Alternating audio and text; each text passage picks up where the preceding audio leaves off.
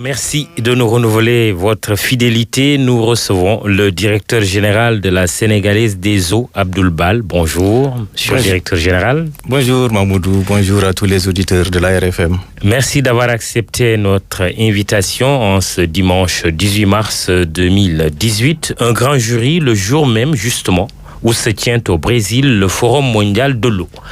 Quand on parle de l'eau, on parle de la vie. Denrée vitale qui suscite chez les internautes de nombreuses interrogations. Il vous interpelle sur ma page Facebook sur le bilan de votre gestion de l'eau depuis 1996, conformément au contrat d'affermage qui vous lie ou vous lie avec l'État du Sénégal. Ils veulent, ces auditeurs, être rassurés par la quantité et la qualité du liquide qu'ils boivent. Ils vous questionnent sur les enjeux autour de l'eau et les projets en cours. Et bien naturellement, ils aimeraient savoir si la facture d'eau va baisser. Une façon de vous dire en langage imagé que l'eau de la SDE a encore un goût salé. Sera-t-elle alors sucrée ou sucré-salé tout court, vous nous direz. Mais avant cela, parlons de votre bilan en tant que Sénégalaise des eaux. 22 ans au Sénégal à travers un contrat d'affermage. Un verre à moitié plein ou un verre à moitié vide? Rebonjour Mamoudou, je dirais un verre à 3/4 plein. Alors, très rapidement... Il faut le remplir quand même. On va le remplir. Et nous buvons vraiment à notre santé, à notre soif. Et notre enjeu, c'est que le peu qui reste à le remplir, nous ferons en sorte de le remplir dans les prochaines échéances. Je voudrais, encore une fois, vous remercier pour l'invitation. C'est la deuxième fois que j'ai l'occasion de m'adresser au Sénégal, aux Sénégalais, aux populations sénégalaises, aux clients de la Sénégalaise des eaux, aux autorités et à tous ceux qui nous ont fait confiance pendant ces 22 ans. Et remercier également les auditeurs de RFM. Qui vous interpellent beaucoup. Très bien, et c'est pour ça qu'on est là. Mamoudou, tout à l'heure, quand on arrivait, j'ai entendu sur le journal, encore une fois, on reparlait du crash qui a eu lieu. Je voudrais présenter au nom de la Sénégalaise des eaux mes condoléances au peuple sénégalais, à tous les parents des victimes qu'il y a eu. Alors, le bilan de la Sénégalaise... Avec vous, nos condoléances également. Oui. Merci. Okay. Le bilan de la Sénégalaise des eaux, j'espère qu'en moins d'une heure de temps, on tirera les grandes lignes de ce bilan. Permettez-moi de faire un petit rappel historique pour dire qu'en 1995, au moment où le Sénégal avait décidé d'entreprendre cette réforme, il y avait un certain nombre de difficultés sur Dakar et sur le Sénégal en termes d'approvisionnement en eau. Souvenons-nous, il n'y avait pas d'eau, il y avait plus de 100 000 mètres cubes par jour de déficit.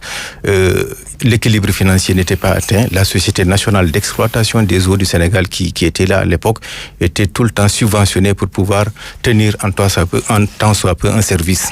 Dans ces conditions, dans ce contexte, l'État a décidé d'entreprendre cette réforme importante avec l'accompagnement d'un certain nombre de bailleurs de fonds. Il s'agissait de faire quoi?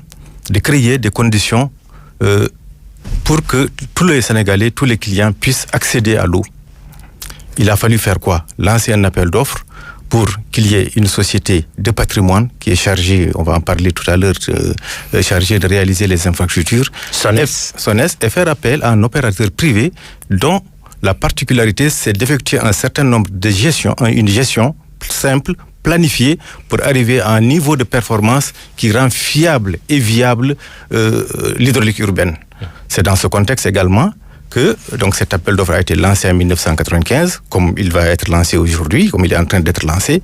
Il y a eu un certain nombre de soumissionnaires, dont le groupe SOR, en partenariat avec des privés sénégalais. Je vais juste en rappeler certains rapidement aussi. Il y avait à l'époque, ils sont toujours là, c'est les actionnaires actuels de la Sénégalaise des eaux, Félix Sanchez, que vous connaissez, Mansour Kama, Ablaye Bounafal, Mamour Fall, et puis depuis certains qui ne sont plus là malheureusement, qui ont disparu, paix à leur âme, notre cher ami Sow, Aliou Sow, de CSE, vous avez connu. Il y a eu... et bien d'autres. Et bien d'autres, oui, mais je veux citer Feu Yorofal, oui. Qui était là, et Feu Lamignan, et leurs parents, les héritiers ont pris la succession. Donc, ces Sénégalais, plus le groupe SOR, ont formé le conseil d'administration et puis ont eu une vision pour que la Sénégalaise des eaux reste ici et assure un service de qualité. Donc, quand on dit que l'eau est entre les mains de sociétés ou d'une société étrangère, ce n'est pas tout tout à fait le cas, c'est ce que vous êtes en train de dire? Je suis en train de dire que l'eau est entre les mains de personnes, de Sénégalais. La SDE est une société sénégalaise avec un conseil. Mais ils n'ont pas la majorité du capital. Ben, ils n'ont pas la majorité parce que nous nous appuyons sur un groupe, bien entendu, qui s'appelle Eranov, un groupe industriel panafricain qui développe des activités et puis qui a surtout assuré son savoir-faire en Côte d'Ivoire et dans certains pays et qui nous permet d'être à jour sur la technologie liée à l'eau au niveau international et au niveau mondial. Donc la SDE est née dans ce contexte. Et aujourd'hui, qu'avons-nous fait? Nous ne l'avons pas fait seul, bien entendu. Nous l'avons fait avec l'État du Sénégal. Et aujourd'hui, le cadre institutionnel, il y a 3 grands intervenants. Il y a l'État du Sénégal, très rapidement, qui assure la gestion de la ressource en eau, qui définit la politique sectorielle.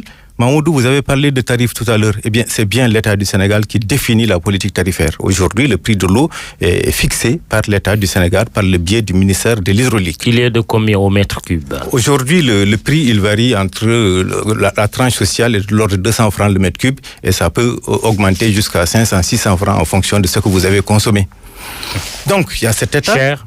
Tout est relatif. Il est fonction du coût de production de l'eau. N'oubliez pas que pour Dakar, nous allons chercher de l'eau à 300 km d'ici. Il faut la produire, il faut la pomper, il faut la mettre à la disposition de vous et moi, de tous les Sénégalais. Ça représente un certain coût.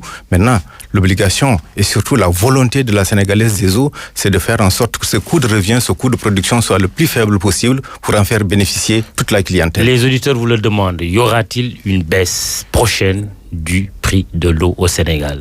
Je veux dire que c'est seul le pouvoir public qui pourra répondre directement à cette question.